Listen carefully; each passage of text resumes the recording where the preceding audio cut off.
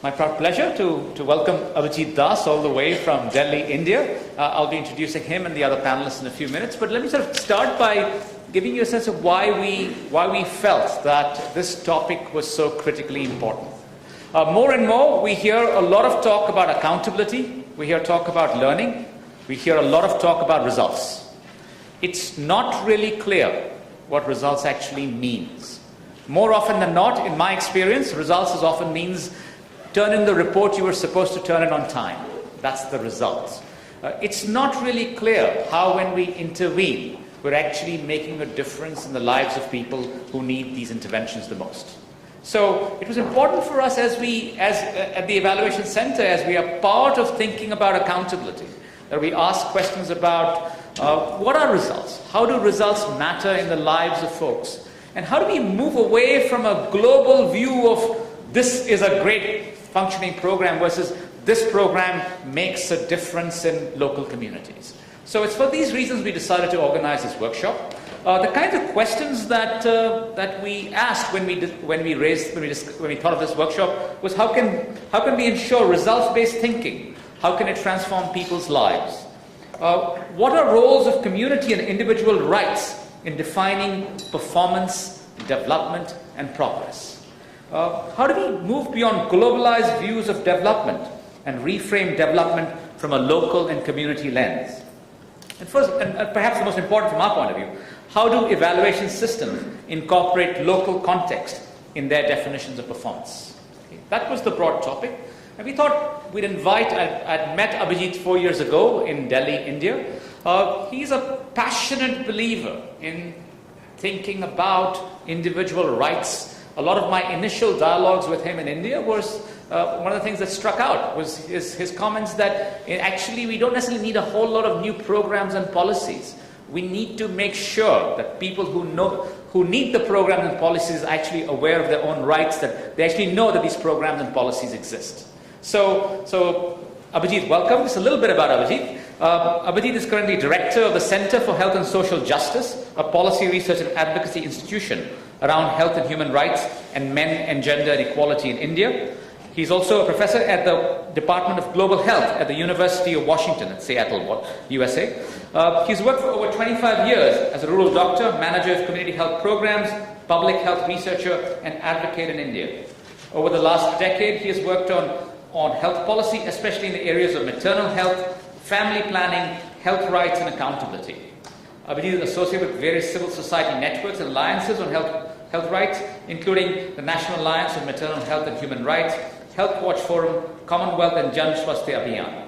He's also a member of COPASA, a community of practice on accountability in health, and Men Engage, a global alliance on men and gender equality. He's joined on the panel by Michael Clark, Head of Global Health Policy at the International Development Research Center, Jim Lavery from St. Michael's Hospital right here itself, and Ibrahim Davis, also from the International Development Research Center. Just to give you a sense of the composition of the panel, Michael is deeply interested, and we've engaged a lot in the last couple of years, on again thinking about results in a no-nonsense sense, but how do we sort of incorporate local context in a very serious way. Jim Lavery, he's one of the leaders in thinking about community engagement. We have had a lot of work together at sort of thinking about how do we incorporate community voice in the interventions we plan, and how do we go away from basically using community towards actually transforming communities. Ibrahim is deeply interested in issues of global health, and again issues of health as they apply to indigenous communities. And so we felt that this would be a sort of interesting panel. The basic structure of the panel is that Abhijit will speak for about 35 to 40 minutes, and the order of respondents is Michael will first provide about 15-20 minutes of comment, then on to Jim Lavery, then I'll speak for 15-20 minutes, and then on to Ibrahim. They'll take us to the halfway mark, take a 10-minute break. Then comes the main part, today, the discussions. We really would like a lot of your ideas and results, and not just in the global health setting. A number of you work in local communities, a number of you work at the Ministry of Health and Long-Term Care. Your idea on what's a much more enlightened view of accountability, and furthermore, what's a good way of getting there. One last comment. I think it's very critical as we talk about results, talk about accountability, talk about learning, that we create a space of healthy discomfort. This is not about a group of people all agreeing with each other. It's a group of people actually having dialogue about difficult questions that we think actually matter. With that note, Abhijit, you're on. Thank you, Sanjeev, and a very, very good afternoon, folks. It's indeed a great privilege for me to be here, and I owe this privilege entirely to Sanjeev. And as Sanjeev said, we met 4 years ago at a presentation he was making about challenging the sort of received wisdom around evaluation, and he introduced me to the world of evaluation as a sort of constantly thinking, evolving, learning discipline. And part of my ability to critique public policy and programming is, of course, born from that initial sort of interaction and getting deeper into the discussions that we had. What I will do today is try to tell you a story. It's going to be a slightly long story. First, it's going to be a little bit of me, because I think we need to locate ourselves within the problem that we are going to analyze, which oftentimes we do not do. And we think of everything as being objective, and sort of that gets much more value over the subjective. So I am making upfront sort of honest disclaimer. This is very much about me and my perception of public programming. So there's going to be a little bit of me.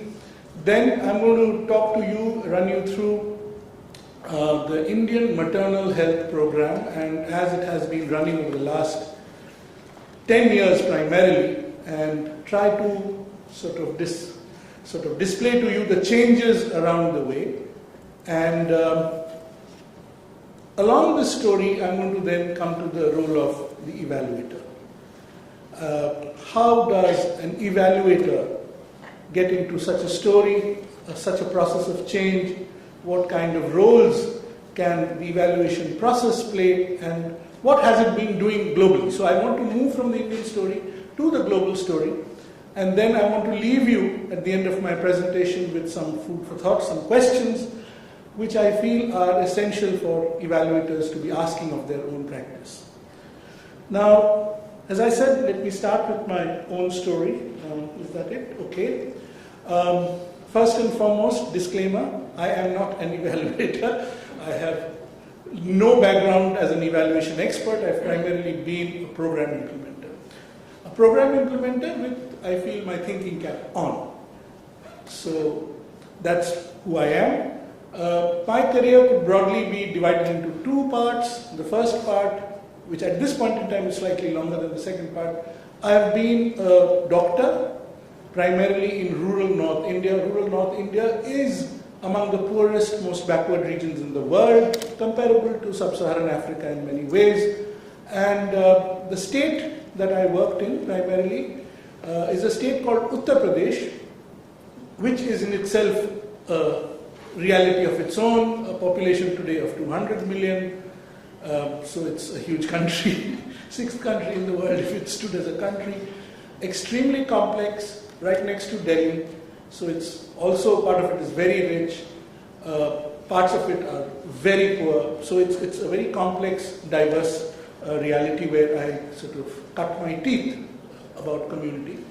Later, I retrained myself in public health, and for the last decade or so, a little more than a decade, I've been working on public health and trying to understand how policy and programming can improve the lives of the poor women. And when I say that, the most important consideration for me to move from being a clinician to taking up more public health approach was how would I be able to serve the needs, how would I be able to provide greater support to the healthy or health realities of rural poor. And as I've written there, the inspiration, anchor and compass, all three.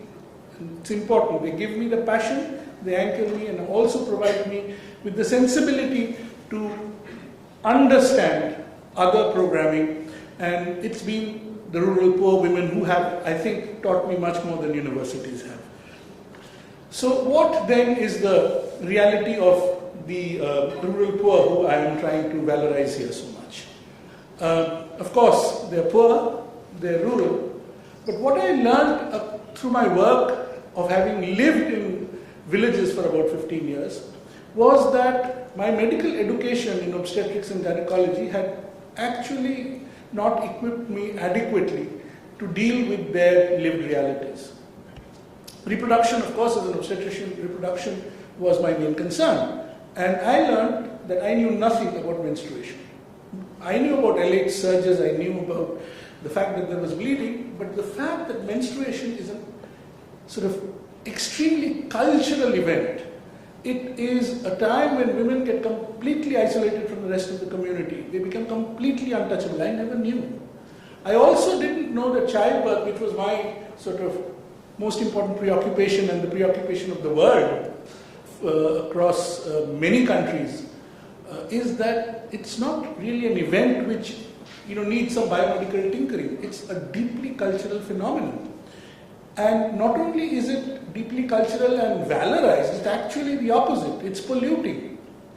In rural UP, the woman who delivers is actually considered untouchable for extended periods of time depending on where you are, from 7 to 21 days. There can be justifications for that, but the fact remains that this is the truth after birth, and which we still haven't realized when we talk of postnatal care in a very aseptic 48-hour framework. I also realized that there are certain probably good parts to tradition. In rural India at that time, squatting was still the predominant way of delivery, and here I was trained only to do supine or lying on your back delivery. And actually squatting delivery is far more physiological, now getting far more acceptance globally. But in India, it is supine delivery which is still being practiced. It's the one that is becoming more and more popular. We are losing a good practice along with losing the traditional birth attendant. And the fact is, these women who worked very hard, who worked in extremely adverse circumstances, worked day and night even after delivery, had many reproductive health problems and rarely spoke about them because it was not culturally appropriate. They were also in the midst of all those disparity, extremely adverse situations. They were very friendly, very high-spirited, and welcomed me absolutely lovingly into their families and into their midst. And that's what I think has been the most touching, most inspiring sort of experience for me. So, despite the fact that they're among the poorest of the poor, despite the fact that they have problem after problem that I can go on recounting, their spirits was completely most effervescent that I can talk about. So from this reality, let me switch to what was the government, what was the public programming offering them at that point in time, and I'm talking of this late 1990s, early 2000. At this point in time, MDGs had not taken root in India. There was still some years to go. What instead was happening in rural Uttar Pradesh was an obsession with population control. I have told you its population today is 200 million, at that point in time more like 170 million. And 170 million in a limited landmass, oops, that's the population bomb, the classical population bomb waiting for you. Lot of international funding, 5 million sterilizations took place in India. UP counted for 1/10 of that, 500,000 sterilizations, and nobody cared what happened to those women. They were sort of brought into camps like cattle, their tubes tied, they were thrown out into the window, on the veranda of it could be schools at that point in time, it could be community halls, and laparoscopic surgery was happening in the most sort of primitive manner. That was what the public health program was all about. And added to it, if there was no obsession around population control, targets, coercion, etc., there was the Global Polio Eradication Initiative. Many of you perhaps may not have heard of the Global Polio Eradication Initiative because it's now becoming history. But UP was perhaps the last stand of the polio virus. And being the last stand of the polio virus, even today, UP continues to have endless rounds of what is called pulse polio. Now, what it meant, I'm not going into the merits of the sort of public health intervention, but what it meant was that a system which anyway didn't have much resources was entirely focused on either doing family planning or doing polio and had little or no time to talk about maternal health. This was the situation, and if I tell you how many women were dying, actually my interest in maternal health came as a consequence of trying to look at family planning. We were actually much more trying to get family planning into a civilized version, because that was the primary obsession of the government. But we realized actually there was a huge maternal health problem. Back of the envelope calculation I did once, and we realized there were 40,000 maternal deaths taking place every year in that province alone. So that was the sort of contrasting reality of what the problem was and where the program was. And suddenly, in 2005, we get a new government, we get a new program called the National Rural Health Mission, which promises maternal health services, which we are all very, very pleased about, but it comes through a strange way. It comes through two-pronged approach.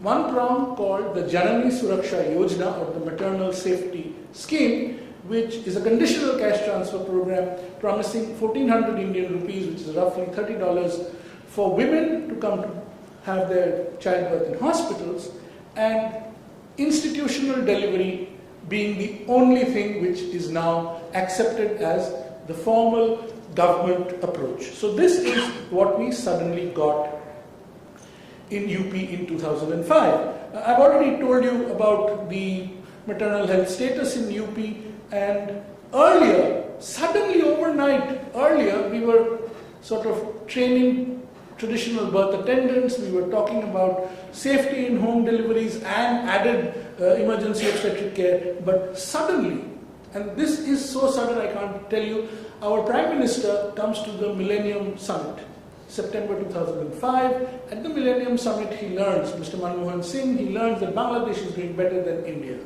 And boy, if that is something that turns him on. He comes home to September 24, calls the health minister and says, listen, what is it that we need to do to get this situation turned around? Bangladesh can certainly not be higher than India on the maternal health stakes. So we got overnight, we got this extreme push for institutional delivery, conditional cash transfer. And this had been hanging fire for a while.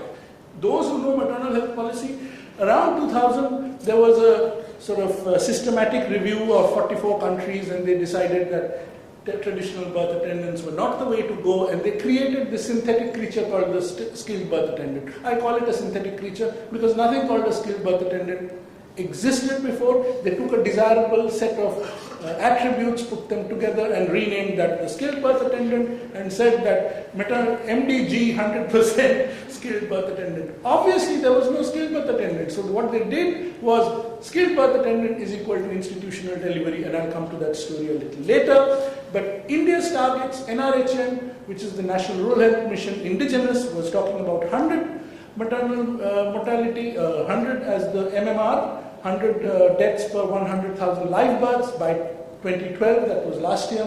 And the Indian MMR goal for MDG was 109, and that's supposed to be by 2015. So this is what we got instead. So all this is actually the preface to my story of what is happening in maternal health subsequently. Subsequently, what happened was a very elaborate sort of plan was prepared. Now this is the elaborate plan of strategies, institutional delivery with cash incentive, but alongside we talked about improving facilities, we talked about quality, we talked about providing a volunteer. So these are what we were talking about needs to be done. But side by side, silently, certain things were to be stopped. And what was to be stopped? Home deliveries were supposed to be now criminal, more or less, because they were not to be talked about. This wiped out from the mental map. And of course, with wiping off the home delivery for the mental map, you had close to 1 million trained birth attendants. But suddenly you said, we've been training you, but now we forget you. You don't exist. those very people you've been training till 2004, you suddenly forget them in 2005. And there was something called antenatal care and postnatal care earlier. I said, no. No evidence for antenatal care saving lives, postnatal care saving lives. Only thing that saves lives is institutional delivery, skilled birth attendant. So let's focus only on delivery. And along came international organizations. In 2010, there were 2 huge pats on the back. 3 meetings took place in Delhi in 1 year. And 3 meetings sort of were supposed to showcase this Indian turnaround, because remember, India was contributing, still contributes 1/4 of global maternal death. Now what happened actually was that elaborate policy was converted into what I call the policy shortcut, which means conditional cash transfer and institutional delivery. So we forgot all about the fact that emergency obstetric care was required. We forgot all about the fact that quality of care is extremely important. And what we had instead was a 2-pronged approach: institutional delivery, institutional delivery, institutional delivery, and money, money, money through the Janani Suraksha Yojana to put women into those institutions. So, what do we get as results? Obviously, we have to count something. What do we count? Institutional deliveries. And lo and behold, what gets counted gets done. That's one of the aphorisms we have learned about implementation. So if you count institutional deliveries, you get institutional deliveries. And you can see that 2003 onwards, something that had been static for about 1999 to 2003, I'm showing you a graph for 6 of the states in which, again, 2/3 of what India's maternal mortality is, and India as a whole. It's flat between 10 and 25%, and suddenly it skyrockets 2004-5 onwards, and it reaches in a state called Madhya Pradesh close to 80% in 2009. And of course, in 2009, Madhya Pradesh, that 80% state, gets first prize for performing beautifully on NRHM. They are given a prize. The other thing that, of course, 2 things are being done: conditional cash transfer and institutional delivery. There you see the graph of conditional cash transfer. It's again skyrocketing. That's billions. In India, we don't use million and billion, we use crore. A crore is more than a million, and we hit more than 1,000 crores. So actually, we hit more than $1 billion just going out as payment, not to strengthen the system, but to bring women to hospitals and to pay somebody to bring women to hospitals. So that's your strategy. Demand side financing, they call it. Now, that's what happened. Okay. And of course, there are a group of international academics who want to sort of prove that what international judgment and policy is doing is mostly correct. It's much later that you realize that policy does not lead anywhere. So we have the Institution of Health Metrics in the same institution that I have some sort of attachment, called the University of Washington in Seattle.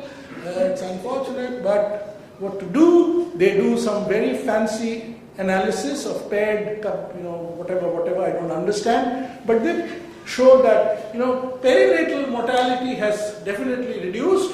The numbers are not strong enough to say much about maternal mortality, but it is bringing women to hospitals, etc., etc. This is a good experiment. This was the only, I couldn't believe it. I was boiling when this came across. And I said, okay, let me go to the same data set and see with my extremely poor 101 statistics, what they say, does it make sense? And lo and behold, what do I see? The entire analysis is based on a faulty question.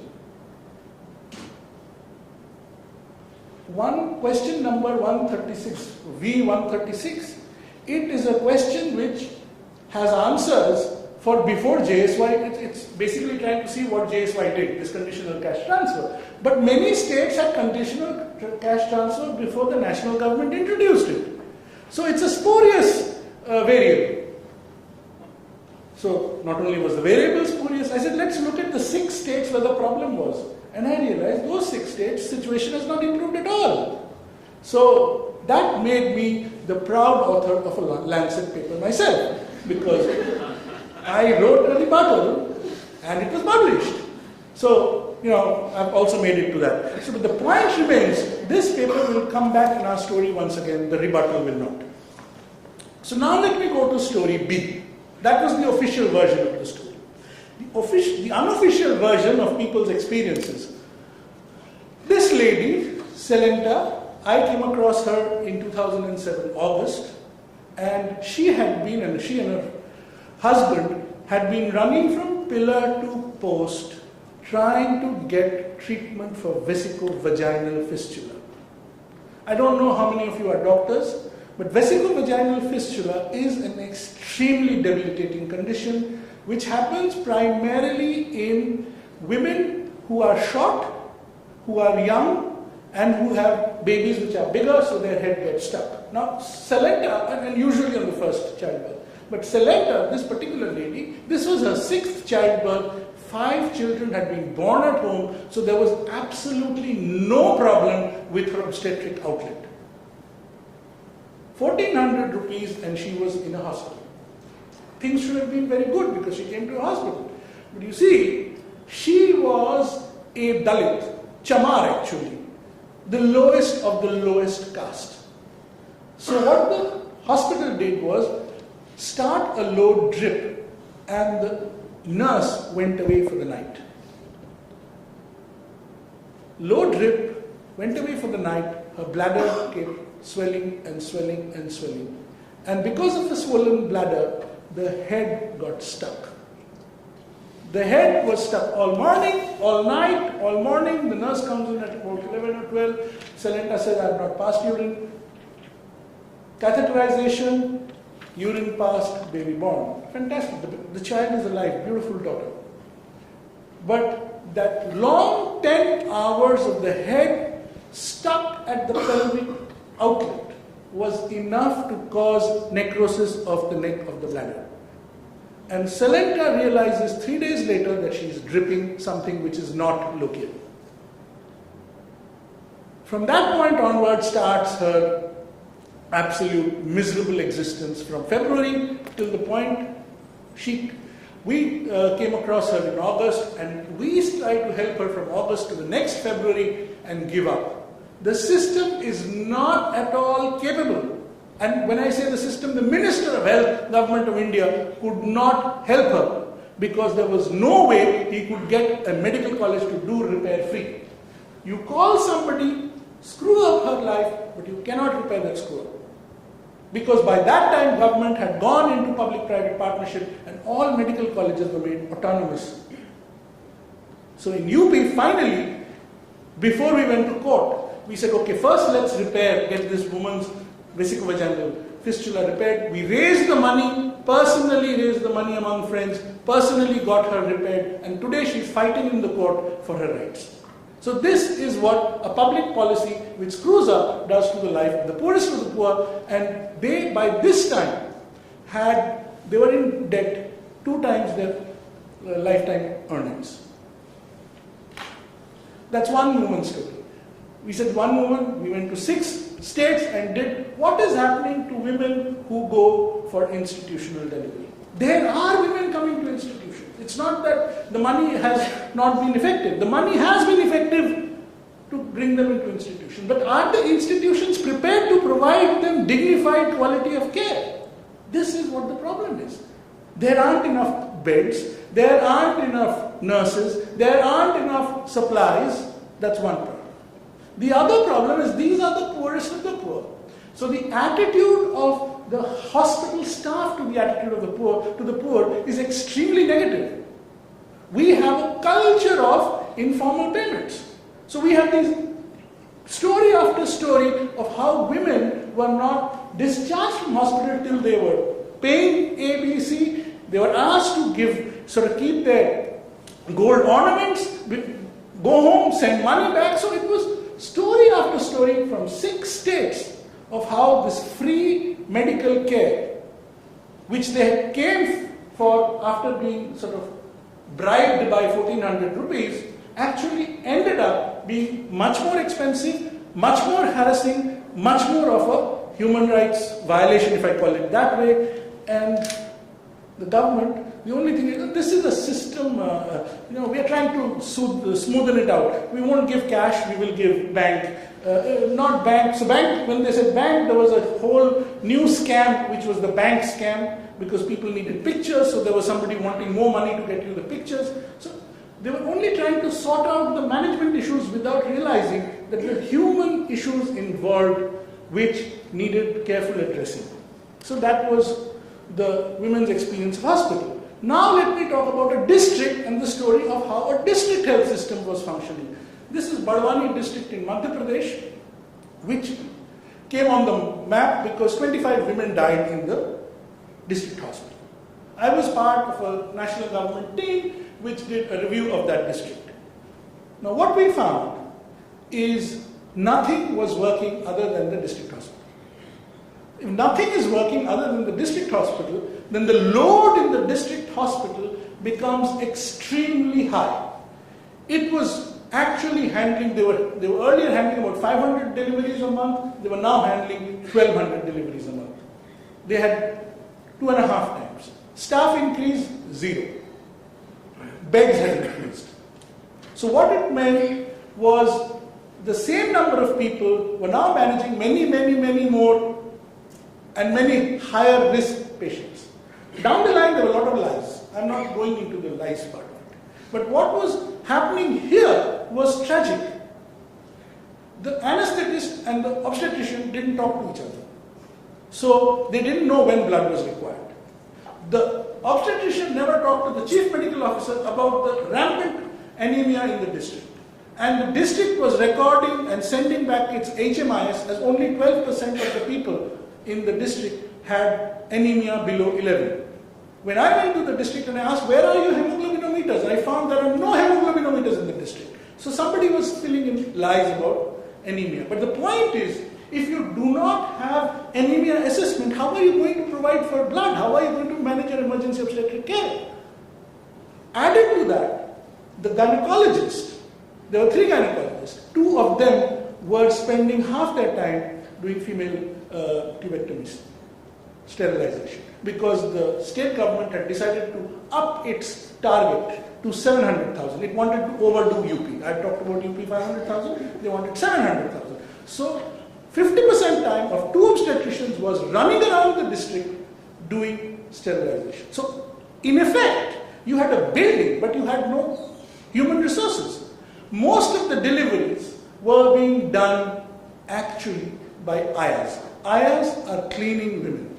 So you came to a hospital and you continued to be delivered by an untrained woman. So this was the story of the district. So I'm giving you one woman's story, I'm giving you women's story from 6 states, and I'm giving you a district health system.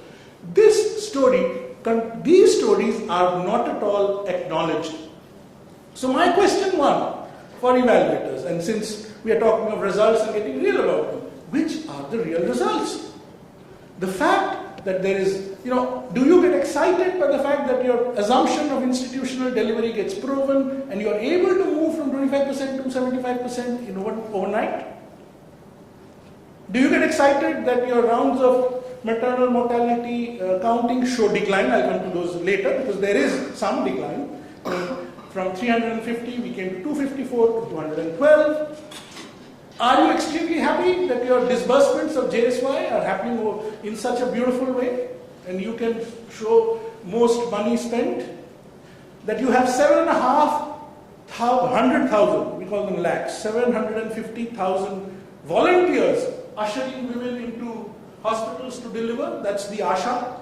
Or are you concerned about the fact that there are still districts with 60% home deliveries? Actually, there are still districts with 80% home deliveries.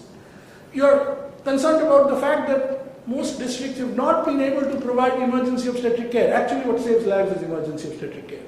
I'm not showing those slides where district after district, in state after state, there is no blood, there is no anesthetist, there is no surgeon. So, why do you want women to go to those hospitals? At this point comes the question, the policy challenge, and the role of the evaluator. Do you find alternative causes? Do you, and I'm saying this because these are things that a Janani Suraksha Yojana review sponsored by the government of India, they did find these. They did find similar results. But their suggestion was, give it 3 more years, intensify the efforts. So what I say is, given the chance, you want to step on the accelerator even though you find your results are not in the right direction. And oftentimes, as evaluators, we will be faced with this challenge. Do you do more of what is not giving results, but is giving something that shows that situation has changed? Do you go that way? Do you press the accelerator? Remember, when you press the accelerator, the car goes into hyperdrive. So things can even go worse even in your car. So what do we do as evaluators? How do we support the decision making? How do we do the judgment? Now what is happening is India, being a huge country, is also becoming global lessons.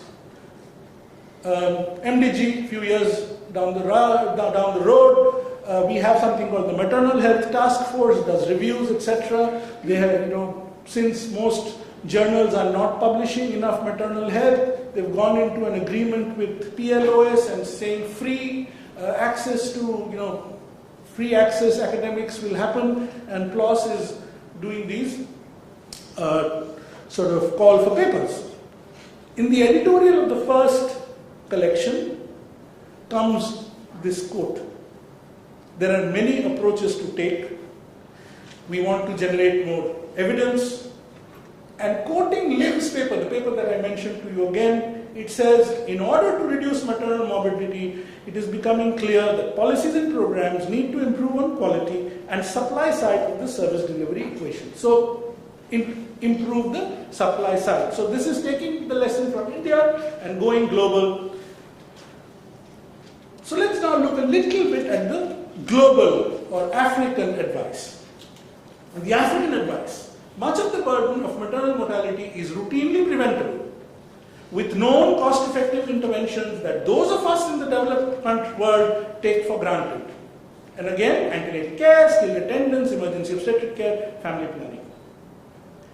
And with 5 years left to achieve, identification and implementation of these priority interventions. So what is true for the rest of the developed world should also be true for Africa. Context. So what do we have?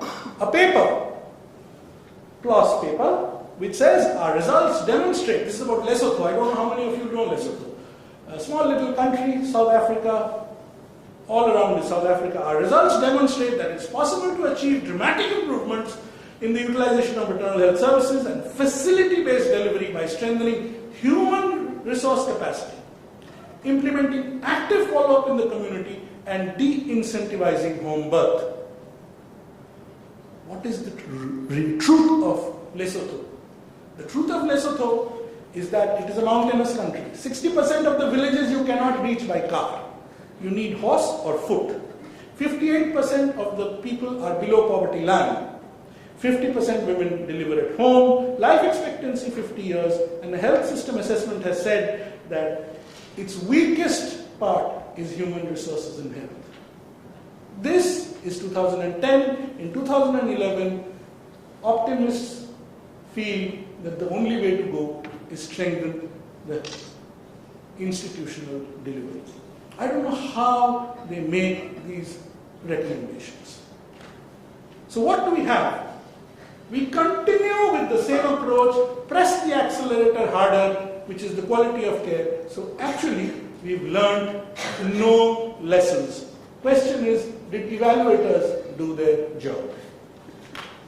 Now, I want to come back and see what happened if we read the data a little more carefully. As I told you, there has been a decline in maternal mortality.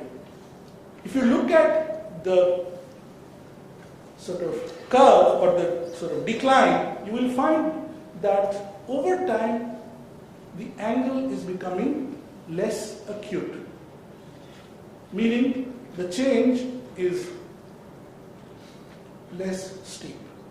That's bar NRHM. Hasn't caused any significant increase in the decline. Let's go to the provincial level, because that's where the sort of the huge body of death is. That's analogy. And if you see carefully, in 5 of the 6 provinces where maternal mortality was high, the last round of studies show that instead of declining, maternal mortality has increased.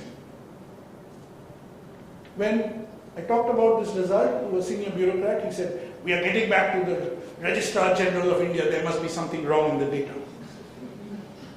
I couldn't believe my ears. Instead of taking lesson from this kind of information, they wanted to go to the RGI and argue that your data is wrong. And this, by the way, is the largest sample because it was giving you information. In India, we didn't have information at below the state level. This was the first time we were getting information below the state level and through a year's sample. Earlier, they were taking 3-year samples because their sample size was small. So what after 8 years? Things have changed. We have much higher budgetary support. We have much higher inputs. But in some areas and pockets in those 6 states, maternal mortality is now, even now, more than 400. Our aspiration is 100. We still have places with 400. This is where equity issues come in. Emergency obstetric care still not available in 50% districts. And when I say that, I mean surgery, I mean blood supply. And in many, many districts, home births are completely delegitimized but still over 60%. This is the truth. So what I'm saying is, here is, let us say, the situation. And this is where the evaluation judgment will come. 50% of the population in India has been able to access institutional delivery, but 50% has not. Okay. So what is the truth for that 50% who have accessed? They have some antenatal care, some emergency obstetric care, some postnatal care, no quality. This much, we agree. Okay. Now let's see what happened to those who didn't reach the hospital. They have no ANC, they have no emergency obstetric care, they have no postnatal care. And this is not a small amount. We have 25 million births a year, and my assessment is 8 million are still left out of the policy solution. 8 million have a poor prescription, 8 million may be doing well because they are not part of that group that was meant to be addressed anyway, but 8 million are left in the streets even now. So my question to evaluators is, after all that long story, is A, and this is my lesson from Sanjeev, do we challenge the assumptions? What is the assumption? The assumption of the program theory here was scaled birth attendant, because there was no such creature, is equal to institutional delivery. And if you do institutional delivery for all, because the MDG goal was universalization of scaled birth attendant, if you do institutional delivery for all, there will be reduction in maternal mortality. The question is, as an evaluator, do you ask whether the program theory is robust enough? Second, what do you have to say about context? This has to work in India with its diverse realities. It has to work in Africa with its diverse realities. Can we say that much of the burden of maternal mortality is routinely preventable with known cost-effective interventions that most of us in the developed world take for granted? Because what you're doing is taking a developed world solution, where of course now more and more home birth is becoming popular, to the less developed world. Did we sufficiently interrogate context? Again, one of the lessons that I've learned from Sanjeev, context, context, context. If the context is different, maybe you need new solutions. Have we done a good job for this program? Now this is not a tiny program run by a small, inner city or something. This is huge. This is as huge as interventions go, maternal mortality. There are large global conglomerates. BMGF, UNICEF, UNFPA, WHO, all putting their brilliant heads with brilliant evaluators sitting inside. So that is at the conceptual level. Now my questions, while the program is being implemented, how do we examine the interim? Did we anticipate what would be happening once we started this intervention? Is it enough to sort of live in what I call the fool's paradise of linear relationships, of this is being done and that will happen? Did we know or did we assume that just by increasing some money, a hospital which was absolutely empty would start providing high quality services? It had never done one delivery in 3 months, it would suddenly do 300 deliveries a month. Where did we get that dream? So, do we have adequate process indicators to check on our dreams? Our aspirations are very high. Are we able to check those aspirations with hard information? The other thing I want to talk about is side effects. Are we conscious that there may be some unintended and adverse outcomes from our interventions? Are we alert to those side effects? The question is, even if we are alert, what is our role? Are we spectators or are we also referees? A spectator doesn't get into the game, watches, and if you're a journalist, you write a report. But a referee is right there in the middle making judgments. And one of the judgment is to call foul, blow the whistle. And I think as an evaluator, there is an important role of observing processes and if necessary, blowing the whistle.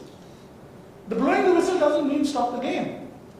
Blowing the whistle means let's stop for a minute, let's get back into order, and let's keep playing. So it may be necessary to keep playing, but it may be necessary to blow the whistle. In a 90-minute soccer game, the whistle may blow 50 times.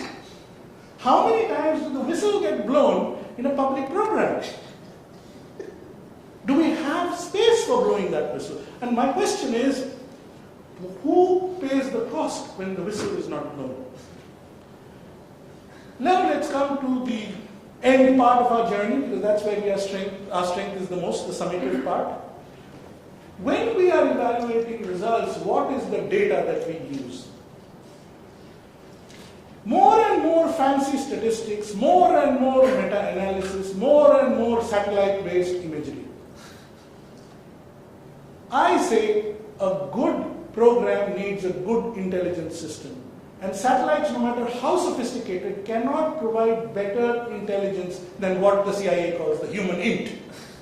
We need people on the ground. We need stories about people's lives. We need mixed methods we cannot do with only meta-analysis. Meta-analysis, fine, gives space to sophisticated researchers to make, huge predictions. But when those huge predictions are made, the small individuals whose lives we are concerned about, those women in rural North India, they get forgotten. They are what they call acceptable collateral damage. For me, there is nothing called acceptable collateral damage in this kind of programming, because the primary objective is to improve those lives which you are willing to call collateral damage. And finally, what are our ethical responsibilities? Do we have a role to identify that potentially we can also cause harm by not informing public policy in time, not blowing the whistle, not looking at the right data set, not analyzing the numbers in a way in which equity issues are clearly highlighted? And when we make those mistakes, whose lives are on the line? Because mistakes that we make in programs of this size, we were just talking about potential lives saved. I say there are potential lives lost by making the wrong decisions. And evaluators, health program managers, avoid those mistakes. Are we doing that? And finally, who are we accountable to? Oftentimes, our accountability is to our donors. Unfortunately, that has to change. We have to become more and more accountable. And that's where I say my personal anchor, my personal anchor and compass. If I did not have that, I would be a different person. So as evaluators, we do have to find what is it that makes us stick? Where is it that we will take sides, and whose sides is it that we are willing to take and stick our necks out for? I'll end there. Thank you very much.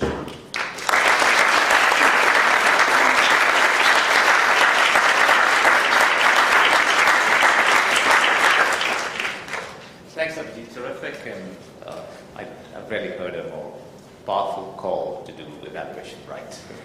Michael, you're on. Thank you, Abhijit. You have definitely succeeded in making me healthily uncomfortable. So I'm going to scratch my itch, and I'm going to try and address some of the issues, the many issues that Abhijit has raised in a perspective. And so I want to set my context. I think Abhijit did a great job of situating himself in this very complex picture. So I'm standing in front of you as the director of the Global Health Policy Program at the International Development Research Center. And I'm going to keep that hat on for about 5 minutes or less, because then I want to take it off. And I want to talk about this from the perspective of who I am and what I am, because I think ultimately that bears significantly on how we view these problems. So as director of a large program at IDRC, I stand in front of you as an escaped academic. I was a researcher for many, many years in sub-Saharan Africa, in the East and in the West. I was a hardcore biomedical, lab-based researcher. I knew how to handle a pipette better than anybody. And I could swing it around my finger and put it in my holster. I did that for many years and was deeply rewarded by that experience. And I had very little contact with the communities that Abhijit is talking about here. And of course, ultimately you begin to question that. And my questioning came when I was part of the Human Genome Project and worked with a colleague who was very near and dear to my heart, Onesmo Olemoyoy. And Onesmo is a Maasai scientist in Kenya who was responsible within the Human Genome Project for obtaining informed consent from indigenous people around the world to have their blood samples taken and their genomes sequenced. Onesmo was rather an amazing guy, and you'll relate to him because as a Maasai, it was very unusual for Maasai kids to be exposed to the formal education system. But Onesmo was, and he went right through the Kenyan educational system and went away to study overseas and eventually came back to Kenya with an MD and a PhD from Harvard. Onesmo spends 3 weeks of his life in Naboma, interacting with his people and getting in touch with reality, and then goes off to be the rector of Kenyatta University in Nairobi. That experience touched me very deeply, and I thought, okay, I'm in the twilight of my career here. It's time to get real. IDRC presented me with an opportunity that I simply couldn't turn down. IDRC and assumptions, I think, are a good place to start. IDRC makes some assumptions, and you can challenge me if they're wrong, but the assumption is that research is a necessary but insufficient component of development. So that's the premise that we work on, and it was established 40 years ago when IDRC was set up. I think it's still true today. And we talk about IDRC's outputs in terms of knowledge, and the knowledge, the application, I should say, of that knowledge to addressing problems in the developing world. IDRC, in that sense, has a lot in common with other donor agencies. We don't like to think of ourselves as donors, but when it comes down to it, I was advised when I moved into IDRC that when I walk into a room of potential grantees, all they see is a guy walking in with bags of money in either hand. And you've got to deal with that, Michael. And I have, but I still like to step out of that role for a bit. And so IDRC's assumption that research is important and a necessary part of development is still true today. The knowledge that comes out of IDRC sponsored research, though, is knowledge that has been generated in context, in developing countries, in the communities that Abhijit is talking about, by researchers, some of whom are, no question, international stature in their qualifications, some of whom are NGOs and activists working on the ground. We provide resources to those individuals to uncover the kinds of stories that Abhijit is talking about. And that's the difference in perspective that IDRC brings to this. When IDRC talks about results, and I work very closely with Sanjeev, and he's taught me an awful lot too, I can tell you, Sanjeev. If you can draw out of him a tenth of what he knows, you're doing really well. And one of the things that I become rather allergic to is this notion of results-based frameworks, but we have to work in that environment, unfortunately. And it has to do with what Abhijit talked about in terms of this naive, simplistic assumption that A plus B is going to equal C. This linear path of development is absolute crackpot stuff. It is. And I meet folks all the time who want to put the equation up on the board, or we put this plus that, we're going to get this. We know, IDRC knows from 42 years of active support for research in the developing world that that isn't the way it works. And yet we've got to somehow deliver results back to our board.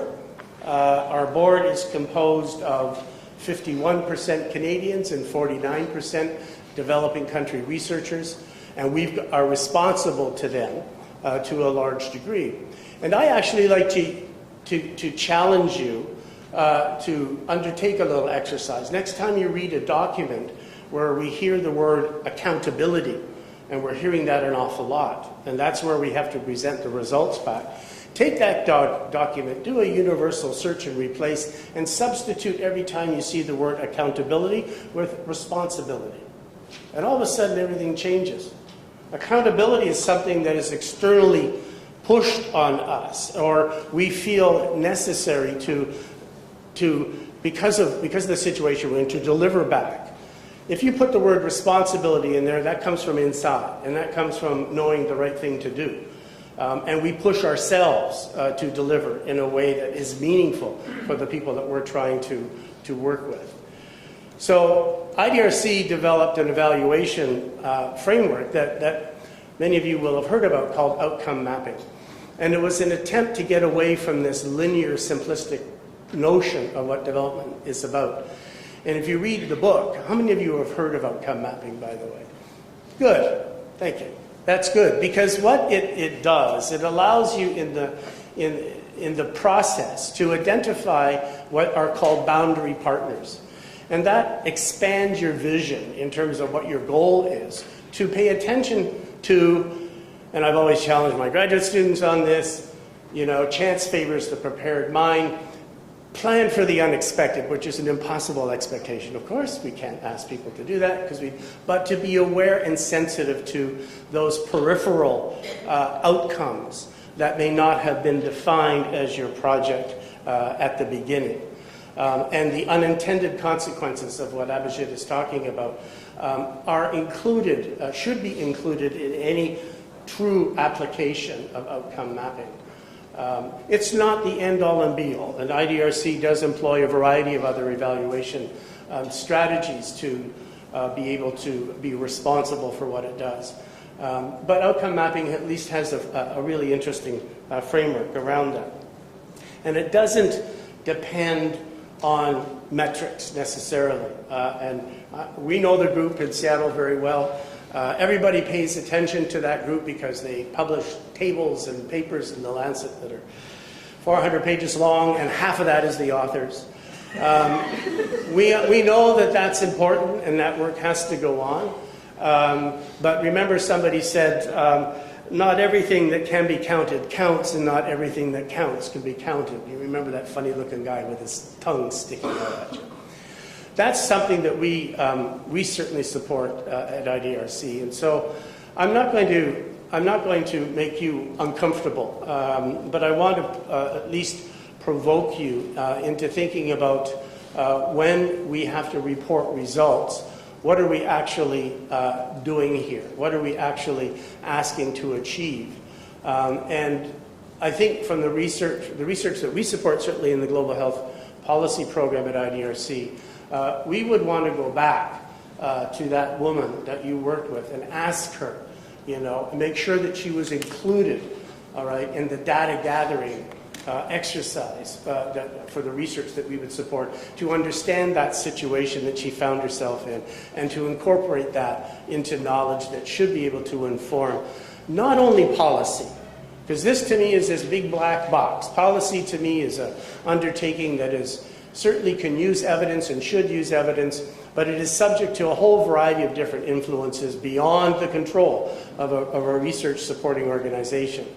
I'd rather see the difference that IDRC's research make as much on policy as it actually is on practice. And so we're attempting to, yes, address the policy issue, but also support research that actually makes a difference on the ground where those individuals are living. So with that, thank you very much. And I guess we're going to be able to answer questions after. Thanks, Mike. So every time you pass Sanjeev in the hall and he says, "Oh, would you mind just doing this?" Every episode of the Sanjeev adventure gets tougher and tougher and tougher. Just talk for 15 or 20 minutes after you hear this thing. No problem at all. Yeah, that's great. Right, when is it? Tomorrow. No problem.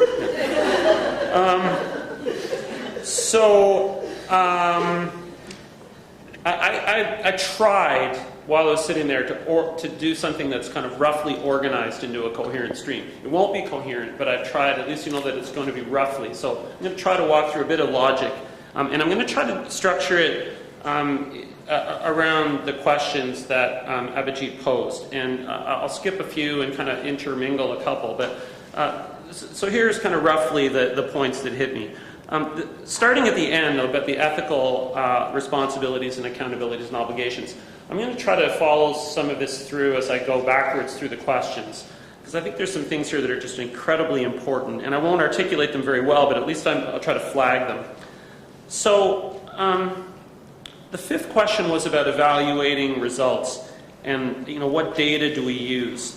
And one of the things that struck me, and this is something that I think a lot of us who work in the kind of areas that we all work in here have thought a lot about, is the way that questions or problems get framed. And I think the examples we saw here were incredibly powerful illustrations of what it means to frame something. So we live in a world, so again, the question was about what kind of data we're using. And I think we have such a powerful notion of evidence. Evidence. Evidence is about the way things that we know. It's about being manifest. Things that are manifest, right? So things that we come to know. So imagine an analogy.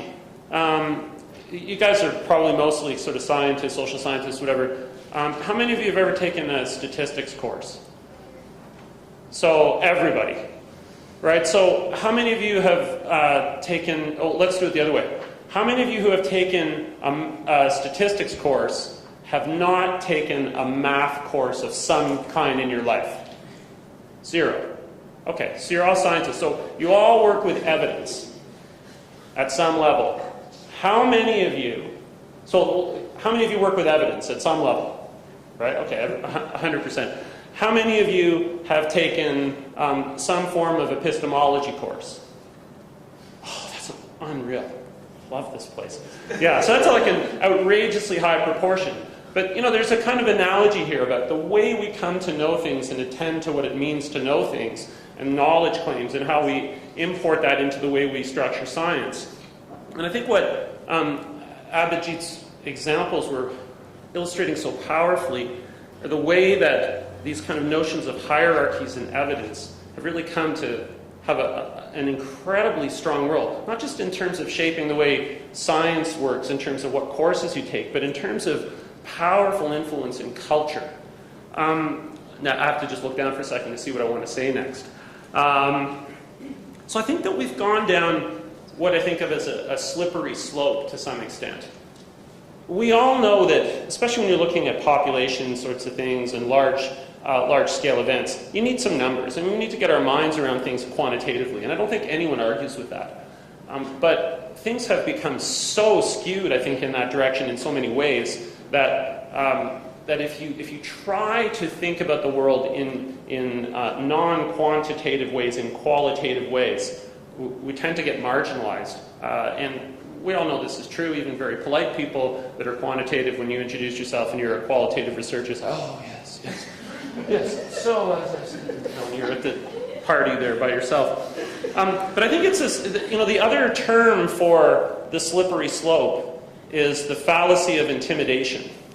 And really, I think what happens is scientists, even highly quantitative ones, note that even there, that was just meant to be a little dig, but are usually very, very, very intelligent. And I think often people have deep intuitions that this beautiful, kind of cleaned up, elegant way that we interact with data and clean it all up and present it in nice tables, I think people kind of have intuitions that that's not a real representation of the truth, of what's really going on out there. But you better not admit that to your colleagues, because if you say, oh, it's kind of, we cleaned it, and I'm not totally sure what that means when you clean it all up, or when you just present a mean, or, it all seems kind of weird, but we can't admit that, right? So I think there's a super, super powerful cultural underpinning to the stories that we heard here at the level of the interaction of science and policy. And I think that we don't pay enough attention to that. And I think we should examine it more, examine our assumptions more about that kind of the way that we structure our knowledge claims. Okay, so one of the things I think that happens as a result, and I'll say a couple more things about this, is that there's a really obvious disconnect, a complete lack of fit, if you like, between the way that the structure of the evaluations, which are obviously motivated politically, they're very strategically selected. They're selected kind of in the same way that people use quantitative measures poorly, which is, well, I really don't know what it means, but we know how to run this analysis. So as long as it's kind of close, we'll have this beautiful, elegant analysis at the other end, and there'll probably be good p-values. And then we'll get it published in the Lancet, like at Abhijit, but not really sure what it means. But here the example was so beautiful about how the reality that we're trying to measure, it was a reality. There's no question about the reality, but it just didn't fit. It didn't capture any of the stuff that we would intuitively think was really important. Okay, so hopefully you'll see how this is kind of hinting towards something that has some ethical import. So one of the things that, getting to question 4 then, one of the points that Abhijit made, and I wanted to kind of take him up on this, in the wording of the question, it said, are we observers or also referees? But when you presented the question and spoke about it, you said, are we spectators? So I want to challenge you to go back to your initial language and make sure you're getting that right. I think there's a fundamental difference between being an observer and being a spectator. So if you think about the history of science, I mean, a lot of people in the biomedical sciences here. So, when Harvey kind of was sitting at his desk with nothing to do one day and was running his finger up and down his veins, going, oh, wow, I wonder what that means, he was observing. And I mean, if you look at medicine, in some ways it's paradoxical that we have evidence-based medicine that is so incredibly shaped by these notions of kind of statistics and probabilities, when there's probably no field that's richer in the use of observation to develop a knowledge base than medicine. But so what I think happens is that this notion of the observation as the core of the scientific method, I think is part of what gets lost in this drive to clean everything up and quantify the hell out of everything so that it looks all so nice in a table.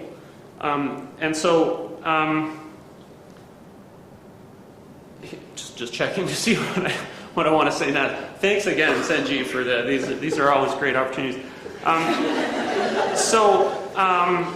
So I think one of the problems, and one of the problems that's highlighted so nicely here, is that there is this desperate need to have measures that we can collect data on relatively simply, we can report out relatively simply, and that will have good power at a strategic level. But what's completely missing is an account of the experiences and the lives of the women and the things that matter to those women. Okay, so if you look then at, if you jump up a little bit to going backwards through the questions, question 2 is, are we being alert to different contextual realities? Okay, so in the case that we've seen, I think there are really 2 dimensions of this. One is there are clearly elements of the sort of social, political, economic, I had another one there. I was trying to be all clever to have those whole lists of things so nicely, but you know, these things that we think of that make up, that are contextual features of, but there are also these political backdrops. So, for example, the fact that the minister had a look at Bangladesh and said, "Oh my God, we can't be worse than Bangladesh." The fact that we've had, the mass sterilizations. Those things are all incredible contextual features. They're part of what someone, in our field in research ethics calls the background conditions. And those background conditions also have really fundamental features of justice, and they're not just descriptions of the way people go about their lives. So the second point I want to make then under context, and then I'll stop, but the second point that really struck me is that to the extent that we don't account for these features, we not only then lose the opportunity to have a better understanding of what's really happening and what results could mean in real terms. So in other words, we lose opportunities to have stronger program theory. But we also, I think, lose real opportunities to understand the implications of the way these programs come to be rolled out. So I think one of the really amazing things about the cases that Abhijit presented is the negative implications for, and the case study was a really, really profound one, but the negative implications for the women in many of those cases under the headings of, where those outcome measures were reported as being good. So there, you have this disconnect then between what the reality looks like, but therein, I think, lies a lot of the real ethical substance here. That we're very interested in interests, and let me just give a little call out tomorrow in this exact same place at noon. Kathy King, who's up here, Kathy can even wave if she likes up there. Kathy's going to be doing a great talk about community engagement and to talk a lot about the role of interests in the way we engage with communities. But there, I think we lose an opportunity not only to understand the phenomenon in ways that would allow us to attach better measures even, but we also lose the opportunity to really understand what matters to women and what drives these outcomes on a whole bunch of different levels. So, and I just want to say, Abhijit, thank you so much as well. It was a really, really provocative presentation, and I hope those comments were helpful to get things moving along a bit. Thanks. Thank you, Abhijit, Michael, and Jim. I think as Abhijit was speaking, and I had a chance to meet with him in the last 2 days, and we've been talking a lot about similar kinds of interventions. I think the critical thing at the Evaluation Center we've been asking is, how do you tell performance stories of programs like the conditional transfer program that Abhijit was describing? His story 1 was the official. You could see it from the official point of view. And then he went to story B, Salenta's story. He took one single snapshot. He said, actually, the story of the performance of this program looks rather different, looks somewhat dismal, looks somewhat unthoughtful, if you sort of take it from her point of view. So at least 6 to 7 students from my class in evaluation out here. Where we are moving towards is how do you tell such stories?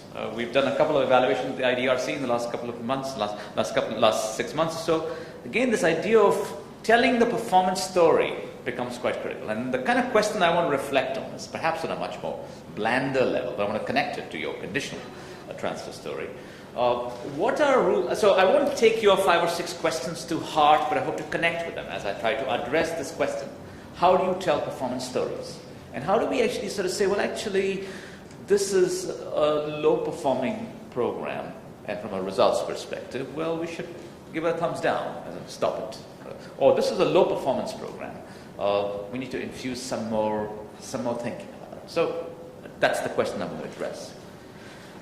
So I think I'll sort of start at a very abstract level, and this is, I think, for me, the heart of Abhijit's sort of critique of conditional cash transfer. What does it actually mean to say that the conditional cash transfer was the cause of improvement in health outcomes? Before he showed us the time series of health outcomes that actually told a slightly more complex story where these changes were happening well before the conditional transfer program came. He was, even before you saw those numbers, just him as a practitioner, him as somebody who understands the context of Uttar Pradesh, he lives there, he's lived there, he was skeptical about how this sort of, if you offer 1,400 rupees and then a whole lot of magic will happen. His argument was, it's not believable, from my point of view anyway, just that kind of if-then statement. Turns out, 95% of our programming buys into this successionist view of interventions. Just do this, then all this magic will come. Okay. There's another view of how change happens that's more generative, which is actually that 1,400 rupees may be a catalyst, but you've got to see what that catalyst does to that context across different levels. So one of the stories you said was actually all the money is going, some large number, 20 or 100 billion dollars going towards conditional, the providing money, but the system itself not having resources. So part of what the generative story tries to tell us, what is it about the program that causes the change? So for me, firstly, as I heard about the conditional cash transfer, even before I saw the numbers, the story was not believable. Is the story one in which just by offering somebody $30, your maternal health numbers are going to go up? That didn't seem believable, and that follows a more successionist cause. And again, the bad news here is most of our thinking follows a successionist view of things. If only we offer some resource of innovators, magic will happen. If only we offer this kind of dollars for researchers. Okay, let me just be critical of Li Ka-shing Knowledge Institute. This whole building was built on an assumption that by housing a lot of scientists, lots of research, that will lead to better health. Question is really, so where's the generative mechanism that will lead towards that? Okay, it's hard. And those are the very questions we reflect. So I don't want to only critique the conditional cash transfer. Everything I'm saying about that is equally true about him looking at Jim and other friends at Li Ka-shing. It's also true about our intervention too. So that's idea number one. Two, a big idea that I think both Michael and Jim sort of touched on, and I think that's the core of Abhijit's talk. What constitutes evidence? I think there's a pretty unhealthy habit of looking at a single evidence, where we say, well, look at this time series. Our maternal health outcomes are improving. Oh, in your story, more people are going to hospitals, hence success. It's a predefined view of success itself. You want to get more people to the hospital, but the question you're asking is about assumptions. I think we've got to be much more aggressive about defining what's an ecology of evidence that's actually needed for you to believe that this is a good program. You rarely buy a car based on just one recommendation. You're going to be looking at 1,500 different, you'll talk to different people, you'll talk to folks who like fast cars, those who like Volvos and all that kind of stuff, and you try to build an ecology. I think far too much in this sort of rubbish on quantitative versus qualitative, etc. We have not been tough, but what's an ecology required for us to be persuaded? So again, the point is again something like maternal health.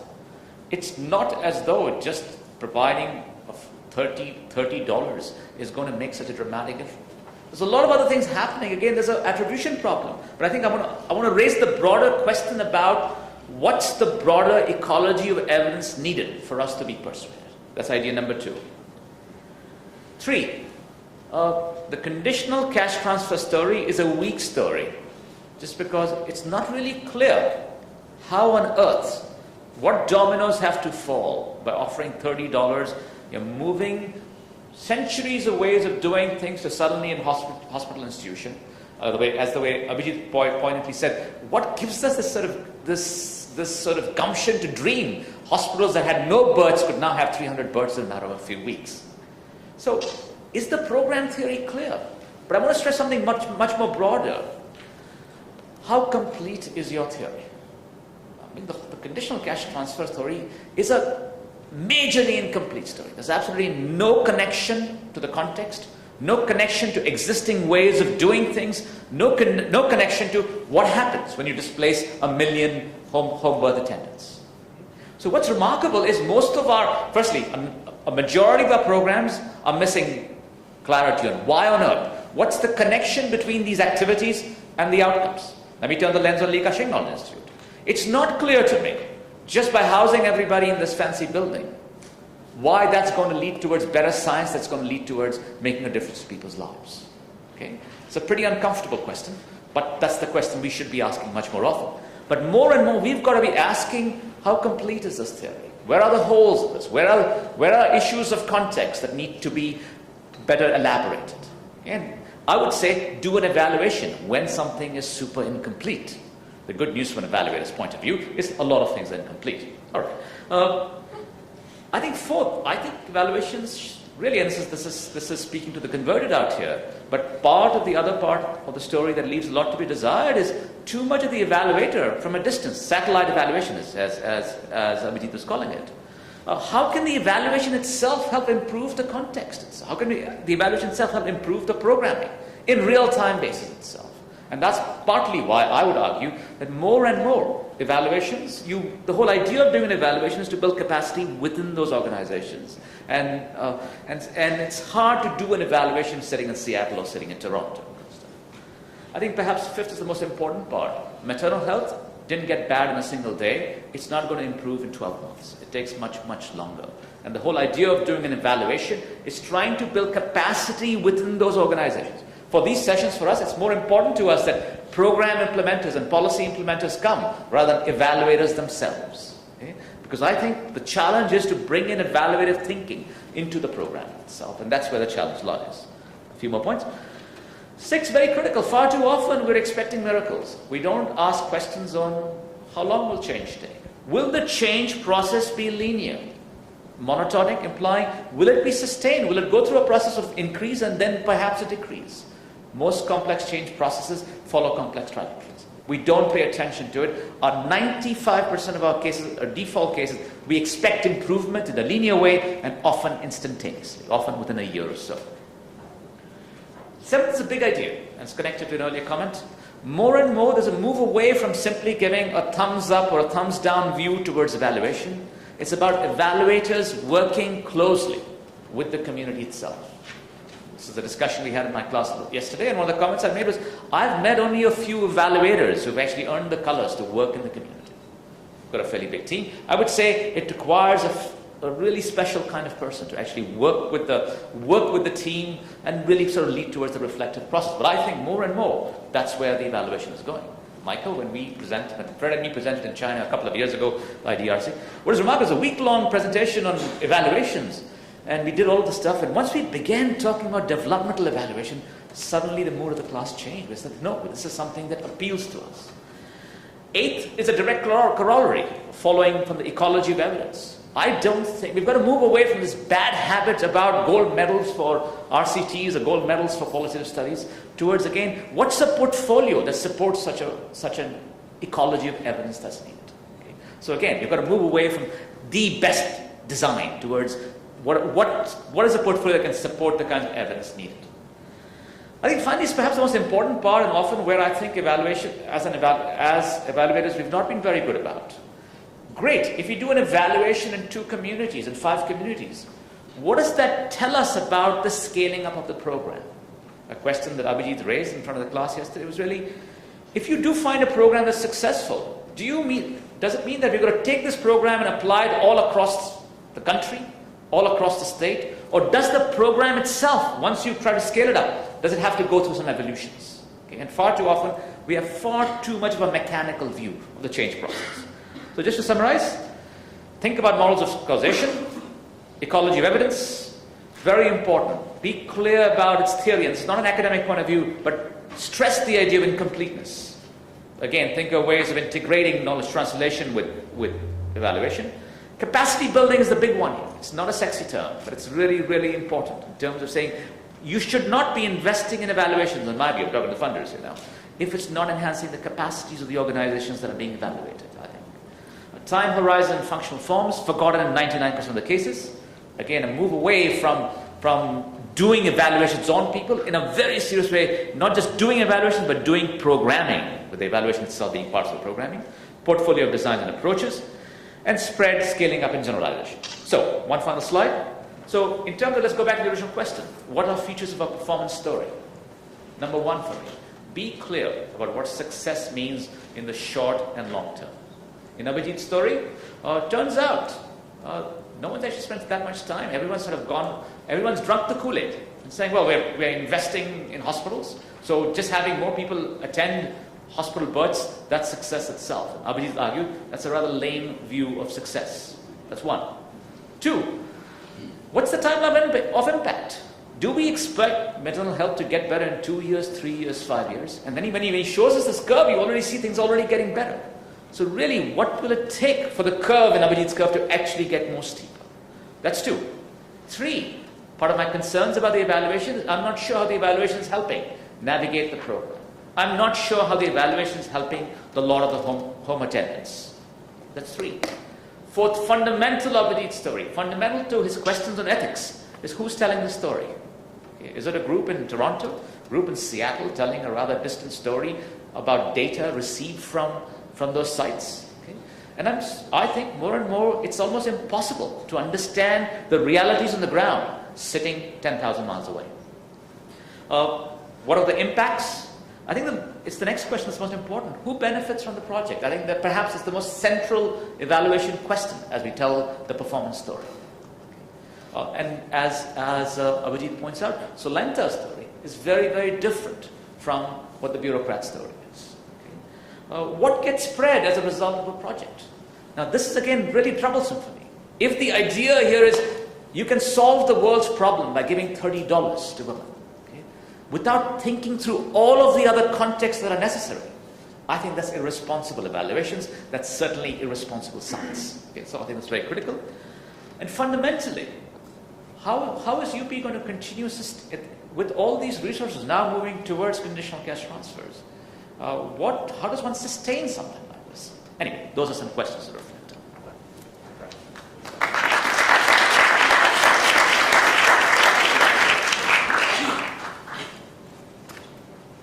Thanks very much, Sanjeev.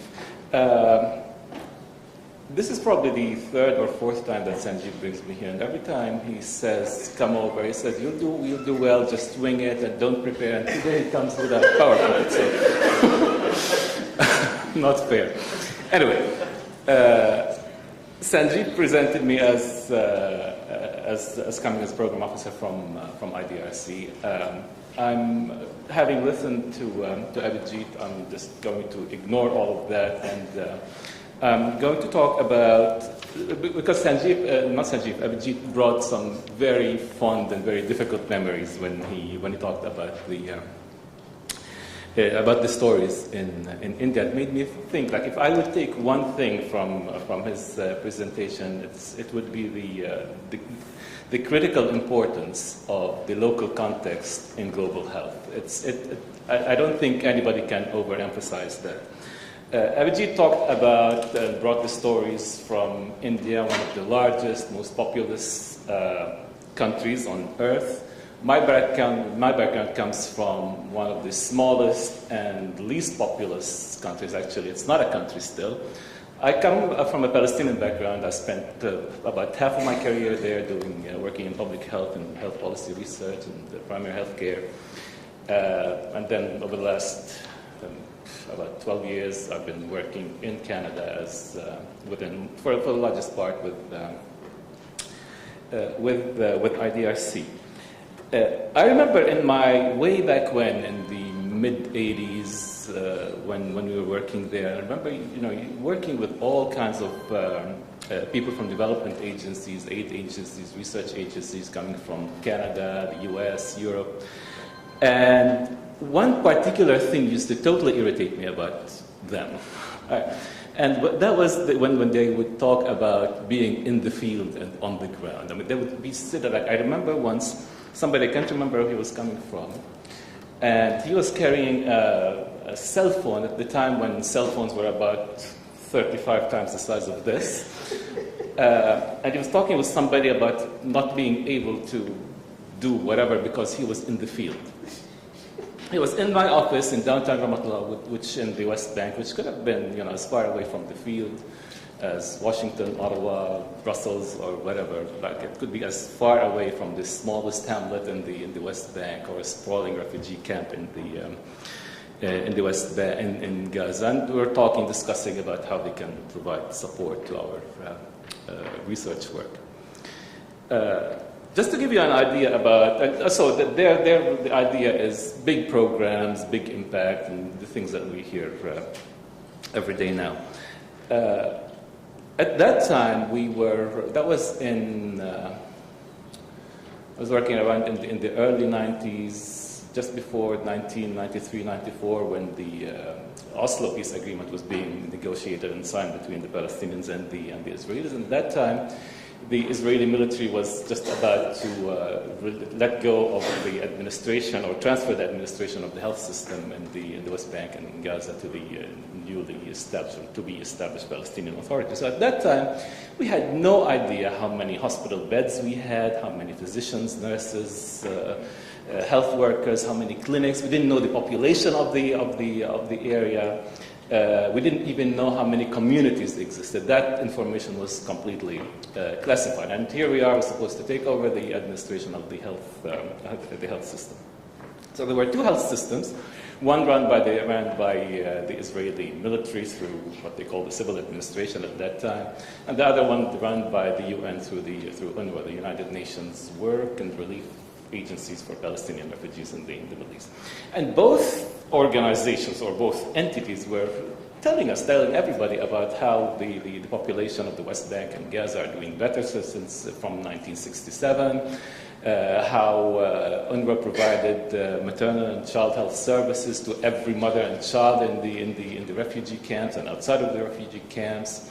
And we were told about all of the good things that government clinics were doing. So we set off to try to survey or to try to understand, to put size the health what is to become the Palestinian health system. So we actually sent teams of field workers to every single basically their instruction is drive on every road that you see, go to the end of the road, count the population and find a way to find the population, find the clinic, go in there and see what they do. So they would go into these clinics, and they would ask what kind of services are offered. And of course, every clinic provides maternal and child health services, primary health care. We're doing great, and the whole thing.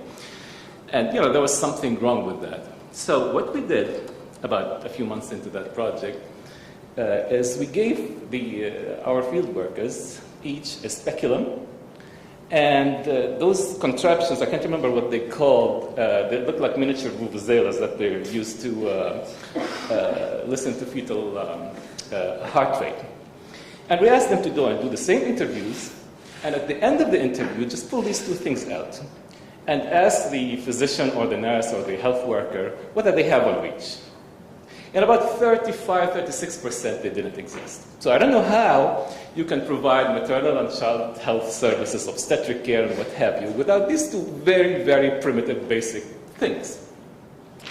So the point I want to make is that it's incredibly important to dig below the surface. I mean, this Abhijit's story. You were talking, and I was thinking, this is my story, my background, and it's exactly the same thing, and it happens over and over and over again everywhere. And it's a critical, I think, question of for evaluation as to what counts as success. I mean, the health system was doing great. The Palestinian health system was doing great. Every Palestinian refugee had access to health care. And as one example, I remember one visiting an UNRWA clinic in the Gaza Strip, just to see how they work. I spent about 30 minutes with the physician there in his office. There was a constant stream of young mothers and their infants and their children in their arms. The physician was standing behind a big desk, almost as big as this. So the mother would come and sit over there. He would spend about 35 seconds with her. He didn't touch a single child in that whole 30 minutes. And then after the thing, we went out, and the same lineup was the same group of people were lining up at the pharmacy to pick up the medications that physician prescribed. On the books in New York, things were looking absolutely great. So the issue in my mind, again, is, because since we're talking about evaluation, is how do we evaluate things? How do we, where does success, as Sanjeev keeps talking, what does success look like? Do we, is it even ethical not to look underneath the surface and scratch deep below the surface and accept what is given to us? The important thing is the health of the population we're working with. There are several ways of looking or trying to quantify that. One is by counting physicians and clinics and institutional deliveries and what have you. The other thing is just to look underneath that and look at what really is going on. Fast forward 10 years.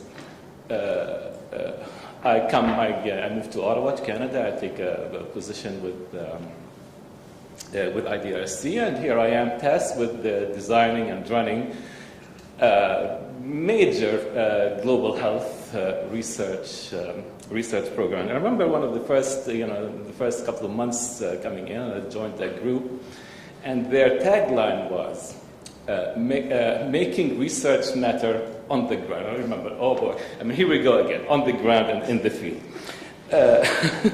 So that's, luckily that's behind us. But again, fast forward another 7 years, I find myself meeting Sanjeev and looking at to evaluate that global health research program and trying to challenge the assumptions that we have made several years before about what the program and how it would succeed. One of the things that we talked about that we had invested in is with research programs or research teams having decision makers and researchers on the team, so that actually the research does have an effect on the ground. And so we thought at the time the assumption was, okay, put them together and great things would happen. And now we're, Sanjeev and us and his team are looking at, what went wrong and what did we not understand in that concept, or did something really go on? Because we're looking at all of those programs, and we were beginning to see how the local context of the many decision makers that we wanted to include in the teams has interfered with their ability to participate in the research and how that actually played out. So again, I cannot overemphasize the importance of keeping an eye on the local context at the smallest level in global health research programming. Thank you, Sanjeev, again for bringing us here.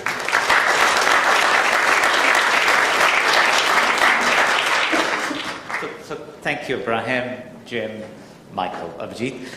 Very, very thought-provoking and I would say provocative too. I'm hoping, so let's have a 7 to 10 minute break, but this is what we worked our way towards, to have actually a discussion section where I'd love to hear both your stories on the challenges you have in demonstrating results.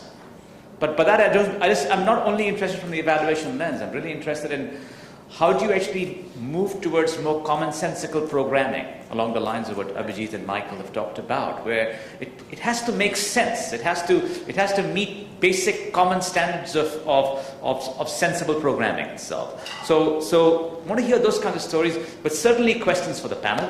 There's food and tea there, and there are restrooms right on the top on the left-hand side. So see you in about 10 minutes.